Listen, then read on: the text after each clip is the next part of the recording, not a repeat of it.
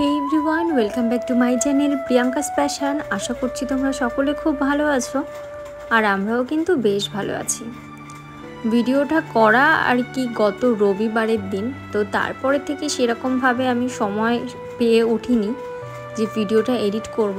তো আজ একটু সময় পেয়েছি, ভাবলাম না তাহলে এডিটটা করেই নিই। সকালবেলার দিকে এদিকে যেহেতু বাড়িতে মিস্ত্রিরা চলে এসছে কাজে, তো সেই জন্য একটু চাও করে নিলাম, একবার একটু বেশি করেই করে নিয়েছি। আমার যেহেতু দুবার চা লাগে, আর মিস্ত্রি যারা কাজে এসছে তাদেরকেও চা দিতে হবে, ওই জন্য একটু বেশি করেই করে রেখে দিয়েছি, বারবার করে আর করতে হবে না। তো আমার চাটা ওইদিকে নিয়ে নিলাম, এবার একটু খেয়ে দিয়ে নেব।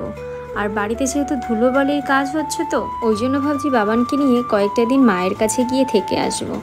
যেহেতু প্রচণ্ড দুষ্টুমি করে, তো সেই জন্য বাড়িতে আর থাকবো না, ওই জন্য ওর জন্য খাবার টাবারও বসিয়ে নিয়েছি। এবার গিয়ে আমি খাওয়া দাওয়াটা করব। আর এইদিকে দেখো ঘরের অবস্থা, যেহেতু ঘরে আমার উইতে পুরো মাটি তুলে দিয়েছিল, তো ওই জন্য সমস্ত কিছু বার করে ঘরটা আবার নতুন করে ঠিক করতে হচ্ছে।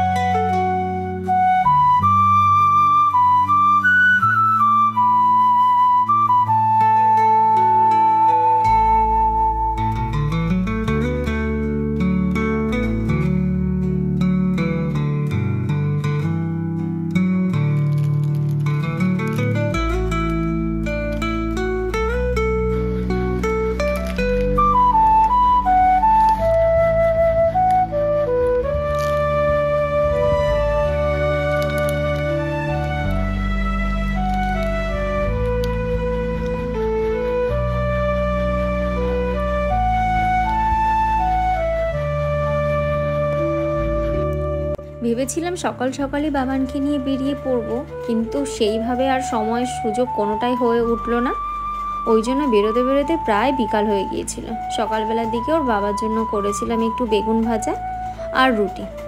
আর সত্যি কথা বলতে সবজিপাতির যা দাম রয়েছে, তাতে এখন ওই ছ্যাঁচড়ামো করে খাওয়া ছাড়া আমাদের মতন গরিব মানুষের আর কোনো কাজ নেই। বেগুনটা নিয়ে ভাবছি কত ছোট করে কাটলে 2-3 জনের একটু কোনো মতে রুটি দিয়ে খাওয়া হবে। যাই হোক, কোনো মতে মাথা থেকে বুদ্ধি বার করে একদম ছোট ছোট একদম পাতলা পাতলা করে পিস করে কেটেছি। তো ওইদিকে কাটা টাটা হয়ে গিয়েছে, এবার ধুয়ে লবণ হলুদ চিনি মাখিয়ে রেখে দেবো কিছুক্ষণ, তারপর আর কি বসিয়ে দেবো ভাজাতে। একটা বোন আমাকে বলছিল, দিদিভাই তুমি ভয়েস দিয়ে তারপরে ভিডিওটা এডিট করো। যেহেতু প্রথম থেকে এরকম ভয়েস দিয়ে ভিডিওটা তোমার শোনা আমাদের অভ্যাস রয়েছে, তো সেইভাবে করলে খুব ভালো হয়। তো আখি তোমার কথা মতনই আমি আর কি ভয়েস ভিডিও দিয়েই এডিট করছি।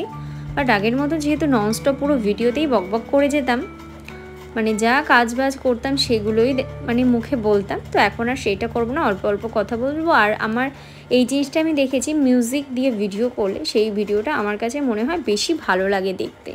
অনেকের আবার না ওই বকবকানিটা পছন্দও হয় না, বা আমারও খুব একটা ভালো লাগছে না এখন। তো ভাবলাম না একটু চেঞ্জ করাই যায়। তো চলো ভিডিওটা স্কিপ না করে দেখতে থাকো, আশা করছি তোমাদের ভালো লাগবে।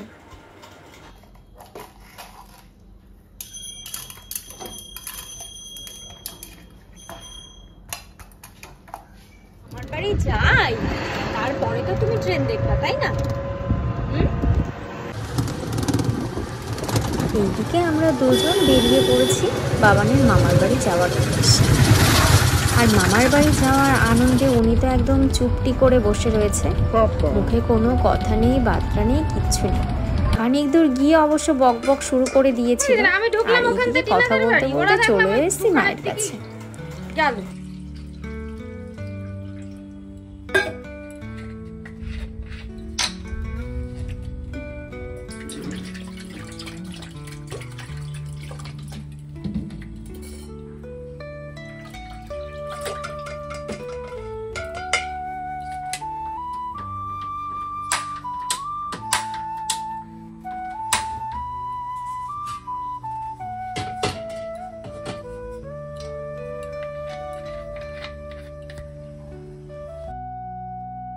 আর মায়ের কাছে আসলে না খুব একটা কাজ আমার থাকে না, যেহেতু রান্নাবান্নাও মা করে, বাবানকেও মা সামলায়, আমি ওই শুয়ে বসেই দিন কাটিয়ে দিই।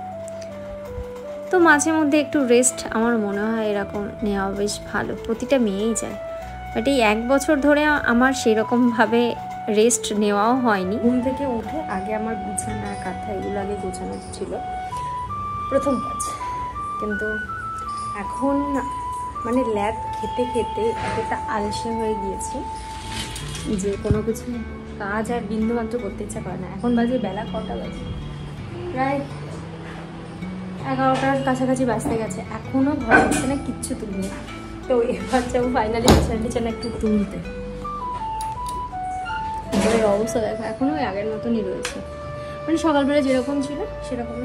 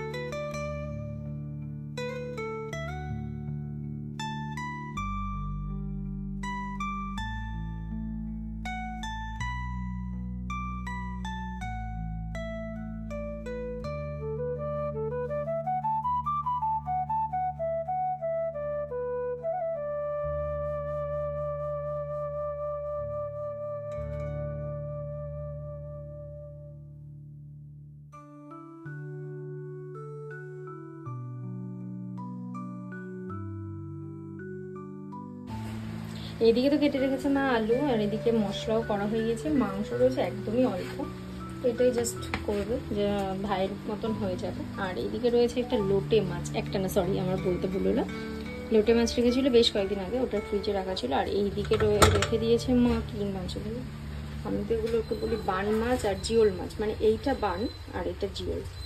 অনেকে এক একজন এক এক নামে বলে, জিওল মাছকে অনেকে অন্য নামও বলে, আবার বান মাছকে অনেকে অন্য নাম বলে, বাট আমরা এটাই বলি। আর এই দুটো নাম বসিয়েছে পাপানের জন্য, আব্বুর জন্য, যেহেতু সকালবেলা থেকে এখনো কিচ্ছু হয়নি। তো এই হলো মায়ের আজকে রান্নার পর্ব।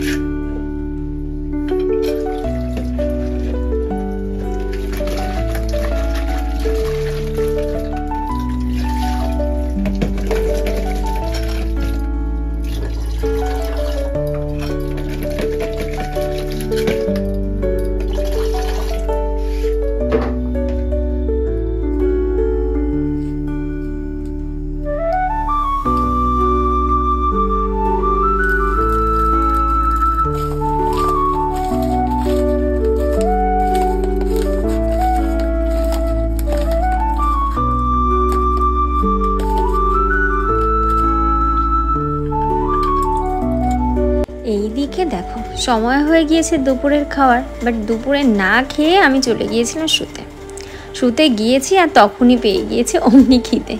মানে আলসে যেদিকে যাবে সেই দিকে আলসেমি করতে হবে, এরকম একটা ব্যাপার আমার। কিন্তু আলসেমি করে সেই কী হলো, আফটারঅল কিন্তু খেতে আসতেই হলো। তো মা করেছিল সেদিনকে একদম লাল লাল ঝাল ঝাল করে একদম চিকেন কষা, যেটা আমার ভীষণ পছন্দের।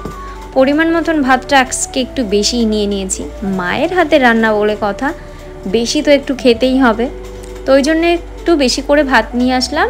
আর মায়ের হাতের এই চিকেন কষাটা যে আমার কী দুর্দান্ত লাগে, অল্প একটু আলু আর সাথে একটু চিকেন আর অল্প একদম মাখা মাখা করে যেহেতু করে, এটা মুখে দিলে পুরো একদম ব্লেন্ড হয়ে যায়, জাস্ট অসাধারণ লাগে আমার।